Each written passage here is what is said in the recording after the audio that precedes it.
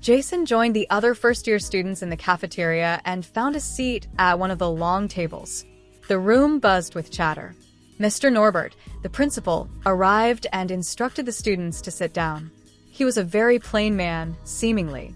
"Good morning, gang," Mr. Norbert began, welcoming the students with a warm, yet straightforward demeanor.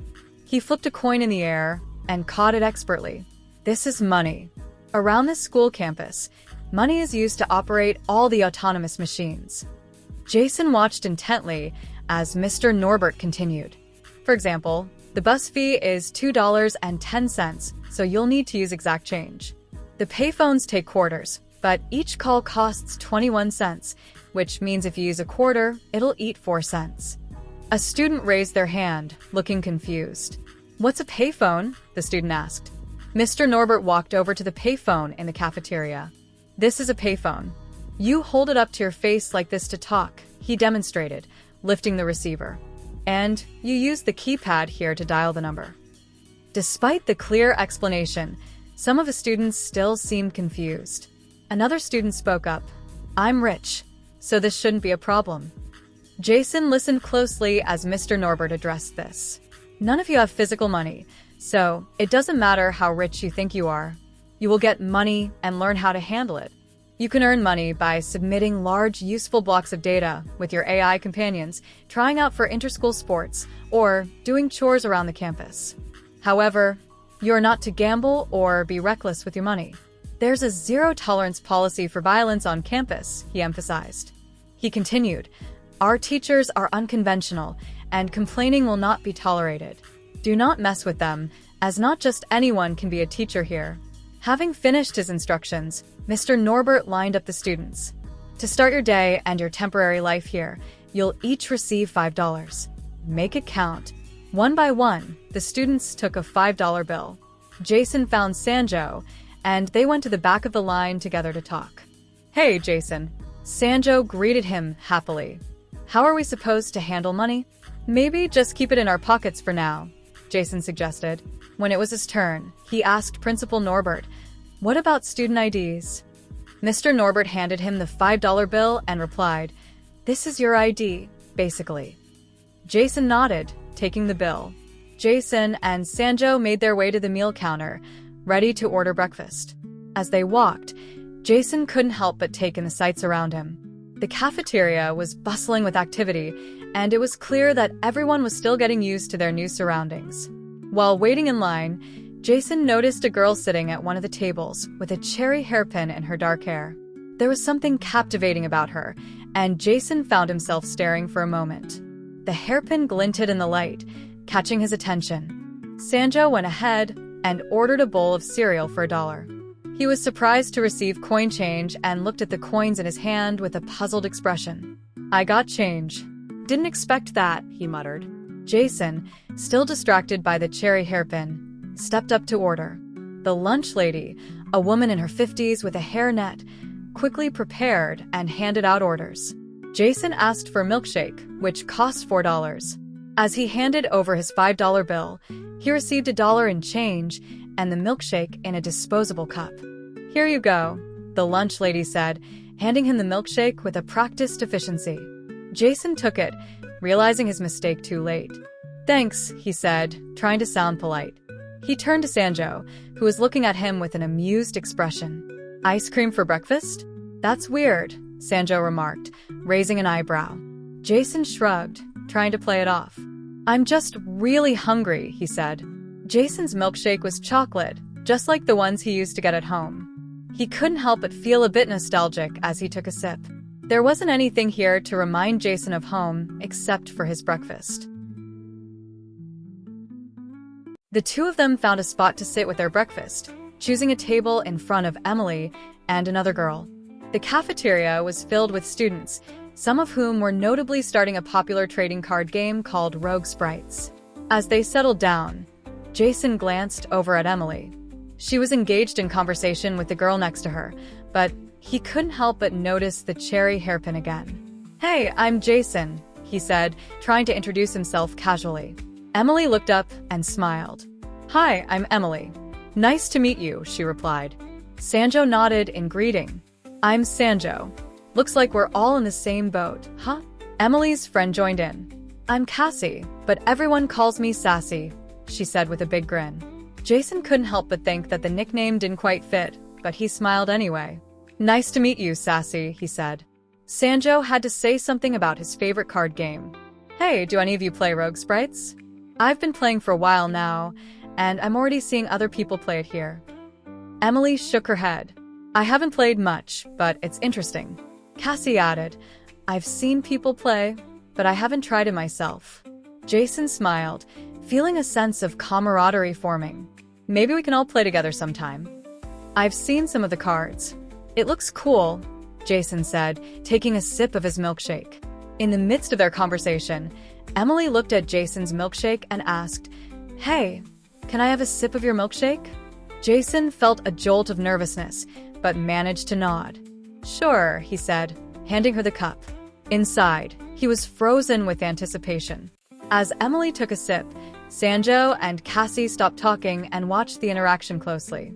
There was a subtle knowing smile shared between Sanjo and Cassie. Jason and Emily, oblivious to the slightly romantic undertones, simply thought they were getting along well. Jason watched as Emily handed the milkshake back to him, almost methodically. Thanks, Jason. This is really good, Emily said with a smile. No problem, Jason replied, trying to act casual. As he took another sip, he reached the awkward part at the bottom of the milkshake. After finishing their conversation with Emily and Cassie, Jason and Sanjo made their way back to their AI companions outside the cafeteria. Nova and Orion eagerly flew up to them, their lights flickering. Hey, Nova. Hey, Orion. Jason greeted them. Sanjo turned to Orion. What's our first class today? Orion's light brightened. You both have Currency 101 with Ms. Sable and Trovy. Sanjo nodded. Cool. Let's get going then. Jason glanced around, realizing they hadn't thought to ask Emily and Cassie which dorms they were in. It lists Ms. Sable as teaching in the Kansai wing. Nova added helpfully. Thanks, Nova, Jason said, feeling a bit more prepared for the day. With their AI companions guiding them, Jason and Sanjo headed off to their first class. It was 9 o'clock by now, and they were right on time. None of the desks had computers or screens, not even at the front of the class. The warm sun streamed through the windows, casting a bright glow across the room. Jason and Sanjo chose to sit by the windows where the sunlight poured in.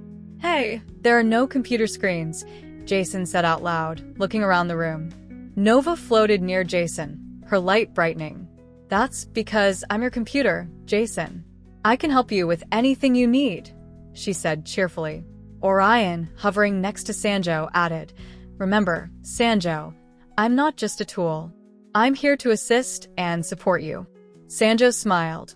Of course, Orion. Ms. Sable entered the room and settled the students to take attendance. She was a no-nonsense woman with an air of authority. Jason took note of some of the names being called out. He was surprised by how well-behaved everyone was. The students were well-behaved because they still didn't know they could misbehave. They were away from their usual safe places, and this was probably the first time they had been to a place with hardly any security cameras. Without their usual digital currency, the children would follow the loudest voice. They would learn to overcome this one day. Ms. Sable finished calling the roll and addressed the students. There is no advanced version of this class. All first years are required to take Currency 101, she stated firmly. She asked the students what they had bought for breakfast and how much it had cost. Some students had to pull out their money, count their change, and even identify the denominations of the coins on their desks. This exercise will help everyone get familiar with their money, Ms. Sable explained as she walked around the room. Tell me what you bought and how much it cost. She eventually came to Jason. And you, what did you have for breakfast? She asked. I got a milkshake, Jason replied. Ms. Sable raised an eyebrow. Those are terrible milkshakes, she remarked casually. Jason hadn't really thought about it at the time. It was pretty filling, he said, trying to justify the expense. Ms. Sable continued her lesson and then called forward Trovy, who had been silent up to this point. Trovy, please come forward, she instructed. Trovy, a light ball with a gentle glow, floated nervously to the front of the class. "Hello, everyone. I'm Trovy," he said politely, his voice steady, but with a hint of nervousness. Ms. Sable handed him a piece of chalk. Trovy tried to hold it with whatever force he used to fly, but it slipped from his grasp and fell to the floor, breaking in half. The class chuckled softly. Undeterred, Ms. Sable handed him the shorter piece of chalk. "Now, start drawing out the relevant denominations of currency on the board," she said. Trovy hesitated. "I could just display it," he suggested, his light pulsing faintly. Ms. Sable, not one for shortcuts, jammed the short piece of chalk into him and gently pushed him towards the board. "We'll do it the traditional way," she asserted. Trovy floated to the board, now forced to work much closer to it due to the short piece of chalk.